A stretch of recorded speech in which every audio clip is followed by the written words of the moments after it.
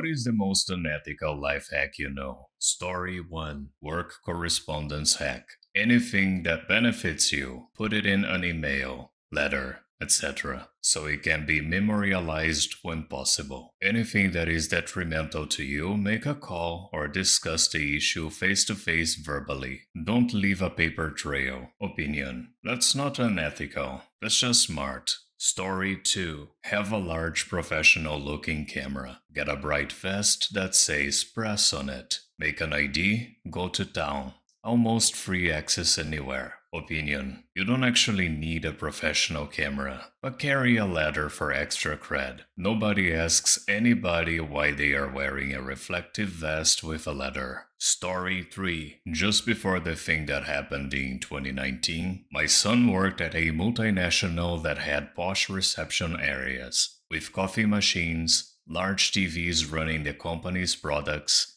and advances all day, and always smart receptionists. One day a van pulls up with 3 blokes in it, all in high-vis and clean smart workwear. They show their work order to the receptionist and get on with removing 4 70-inches TV screens and projector, all for upgrades and replacements. To this day, neither the blokes, vans, or TVs have been seen again. Just walk out as you own it comes to mind. The receptionists were not sacked, but from then on, everyone who came to that facility had to be checked properly. Opinion. I think this goes with anything. Any middle-aged man with a hard hat and a clipboard can just walk into most places and do pretty much anything. Story 4. For Uber Eats, McDonald's, Burger King, etc., start with 20 to 30 accounts on their apps. Once they realize you have been inactive for a period of time, they will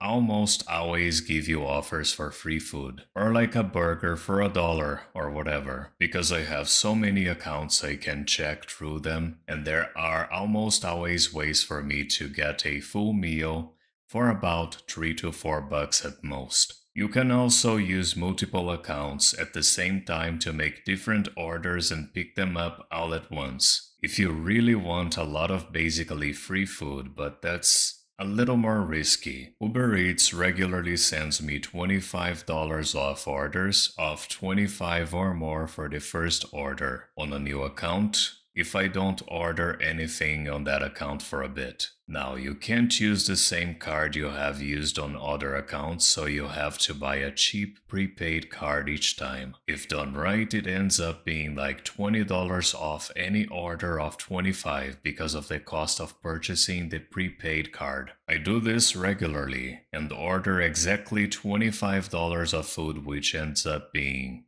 $5 plus fees plus tip. Generally means I get to order $25 of food from any restaurants for around $15, all fees and tips included, versus the 40 plus it would be normally. Cheaper than going there or picking it up myself. $15 for enough food to feed 3 people and have it delivered is pretty awesome. It takes a few steps, but honestly, not more than just starting a new email address and a quick stop on the way home for a cheap prepaid gift card. For the accounts you have already used your first order deal on, they will still send 40% off 3 orders of $25 or more, almost consistently on accounts that haven't been used in a few weeks, and I always have one on deck if the girlfriend and I want to order food on the weekend. Opinion. That's impressive, but I don't think it's worth the time to set it all up. Story 5. If you're planning on calling out sick, schedule an email about it at a weird time early in the morning. People don't doubt it when they think you were up at 4:37 a.m. vomiting. Then if you need to physically call, you can do that later and have written documentation that you were up all night vomiting or whatever. Opinion.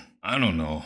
I guess my boss would think I was partying till 4:30 in the morning and I was just too hungover for work. Story 6. For entry-level or lower-level jobs, Lie on your resume. Most places don't have the time to check that you're telling the truth. Put a friend's phone number down as an old boss or bump up your degree. Whatever you need to do. Just make sure you actually have the skills you claim to have. Edit. Agree with these comments that even if you don't have the skills you claim to have, be willing to learn them fast. That's actually exactly what I did when I first got into my industry now that I think about it. They never suspected a thing.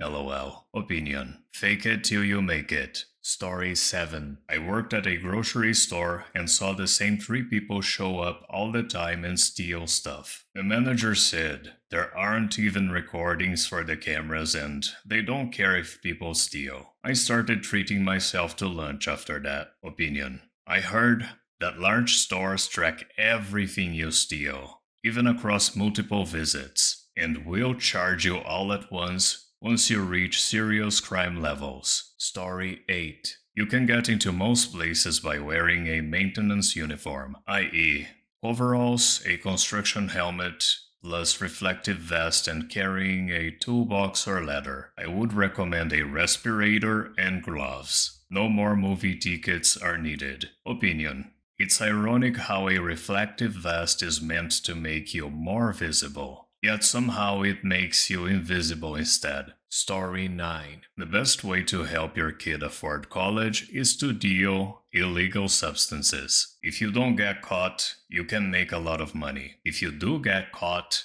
they now have a parent who is in prison for felony illegal substances charges, which opens a lot of scholarship doors. Opinion.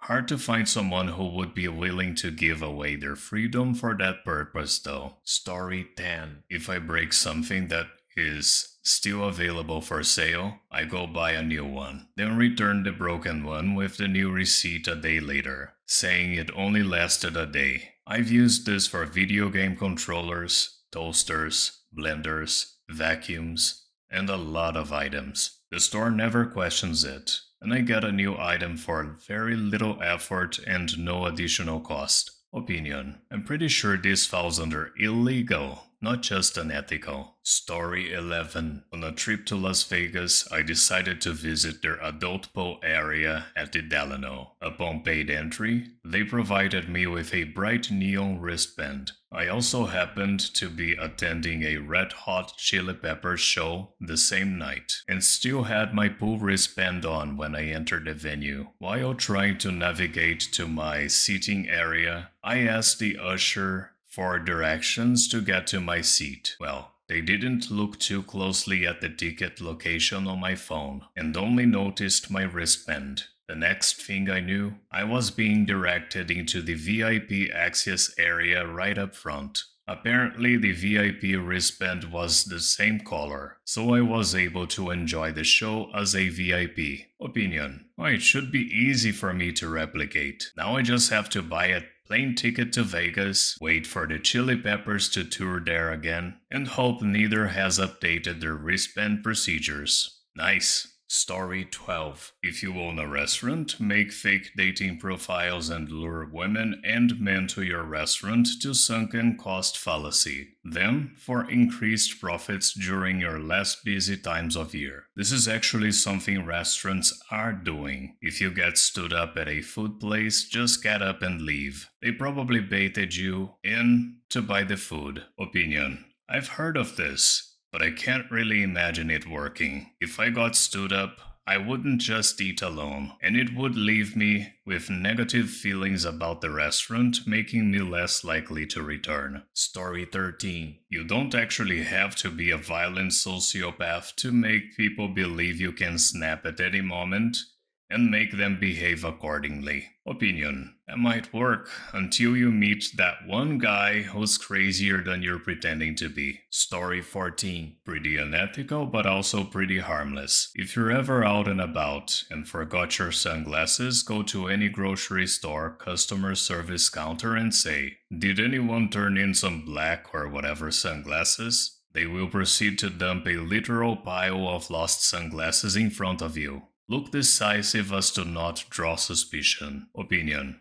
I never thought of that.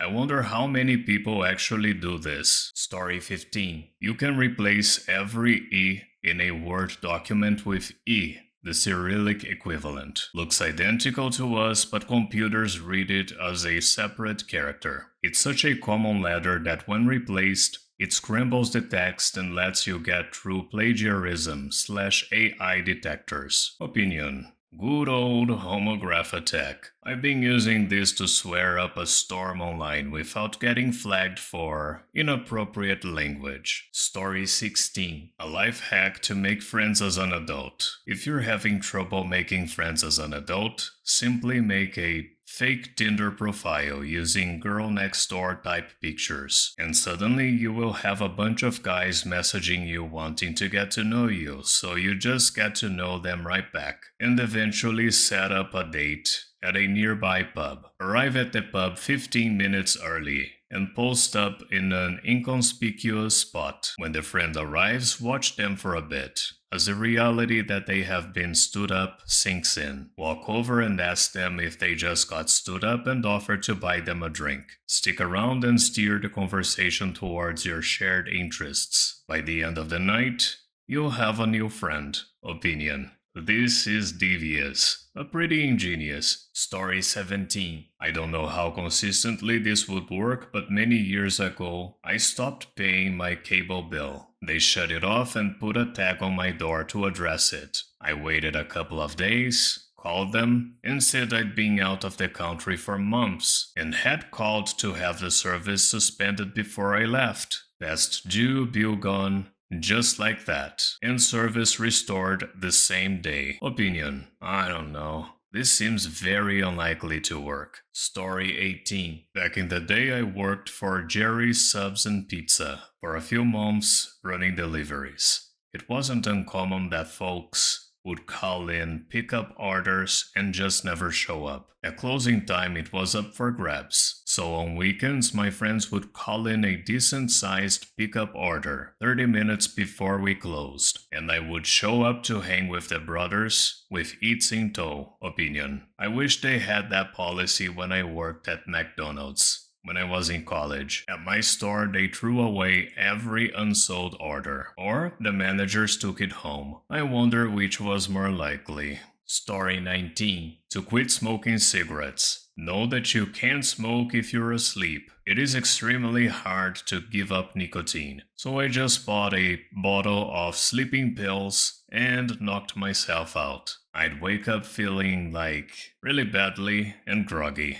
But as soon as the craving came along, I just knocked myself out again. It's probably not the healthy way to quit, but it's healthier than being a smoker your whole life. I only did this for about 3 days, and after that, you're over the hump. You don't feel the discomfort or the cravings if you're asleep all day. Opinion. I think some illegal substance rehabs work in a similar way, and they do it to treat some mental health issues too. Story 20. If you're in any major city, pick the nicest hotel you can find and walk in like you're staying there. Use the bathrooms as they are often very nice and with little pressure to rush. My primary source is the Four Seasons bathroom in downtown SF, top tier, which has those stuffed paper towels that are so nice to use. Opinion. This works great for road trips too. Even stopping at a random hotel in the middle of the road is way better than a truck stop bathroom. Story 21. Think someone is lying, hiding something, or generally knows more than they're letting on? Ask a question,